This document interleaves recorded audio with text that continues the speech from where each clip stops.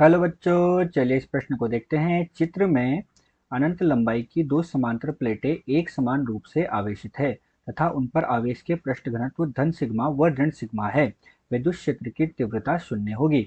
विकल्प ए केवल बिंदु ए पर, विकल्प बी केवल बिंदु बी पर, विकल्प सी केवल बिंदु सी पर और विकल्प डी बिंदुओं ए व सी पर। तो चलिए बच्चों, सर्वप्रथम हम इस प्रश्न की मुख्य अवधारणा पर चर्चा करते हैं। तो हमें क्या कहा गया कि हमें यहाँ पर धनात्मक सिग्मा और ऋणात्मक सिग्मा पृष्ठ आवेश घनत्व की दो प्लेटें दी गई है और पूछा गया है कि विद्युत क्षेत्र की तीव्रता कहाँ पर शून्य होगी। तो हम क्या देखते हैं, हम देखते हैं कि हमारे पास जो है कोई भी एक धनात्मक आवेश है, ये हमारे पास धनात्मक आवेश है। तो धनात्मक आवेश के कारण विद्युत बल रेखाएं जो होती है वो सदैव बाहर की ओर होती है, कुछ इस तरह से। अर्थात विद्युत क्षेत्र जो होता है वो धनात्मक आवेश से दूर होता है और जो ऋणात्मक आवेश होता है उनमें विद्युत बल रेखाएं जो होती है उनकी ओर आती हुई अर्थात उनमें प्रवेश करती हुई दिखाई देती है, कुछ इस तरह से। अर्थात जो विद्युत क्षेत्र होता है वो ऋणात्मक आवेश की ओर होता है। तो यहाँ हम क्या देखते हैं कि हमारे पास एक तो है धनात्मक सिग्मा और एक हमारे पास क्या है बच्चों, ऋणात्मक सिग्मा। तो ये तो हमारे पास धनात्मक सिग्मा और एक है हमारे पास ऋणात्मक सिग्मा। इसका पृष्ठावेश धनात्मक सिग्मा,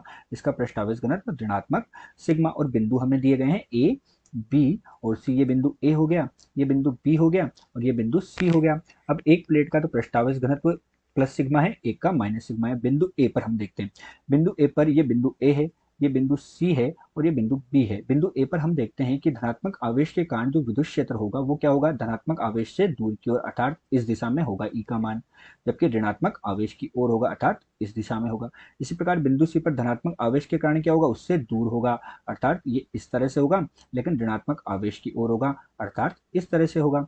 और बिंदु बी पर भी जो है हमारे पास हम देखेंगे तो बिंदु बी पर हमारे पास धनात्मक प्लेट जो है उसके कारण जो विद्युत क्षेत्र है वो इस दिशा में और ऋणात्मक प्लेट के कारण ऋणात्मक की ओर इस दिशा में होगा। तो इस तरह से हमने यहाँ पर क्या देखा, विद्युत क्षेत्र की दिशाओं का निर्माण कर लिया है और यही हमारे पास इस प्रश्न की मुख्य अवधारणा है। तो चलिए बच्चों, अब हम प्रश्न को हल करते हैं और अब प्रश्न के हल में हम क्या देखते हैं, हम लिख रहे हैं यहाँ पर हल। तो प्रश्न के हल में हम देखते हैं कि हमसे पूछा गया विद्युत क्षेत्र की तीव्रता कहाँ शून्य होगी। तो हम देखते हैं कि बिंदु ए और सी जो है उन पर क्या हो रहा है, बिंदु ए पर वो बिंदु सी पर विद्युत क्षेत्र की जो तीव्रता है वो परिमाण में समान है तथा दिशा में विपरीत है। इसीलिए यहाँ पर जो विद्युत क्षेत्र होगा उस विद्युत क्षेत्र का मान कितना हो जाएगा बच्चों, शून्य के बराबर हो जाएगा। अतः हमारे पास बिंदु ए और सी पर विद्युत क्षेत्र की तीव्रता का मान क्या हो जाएगा, शून्य हो जाएगा।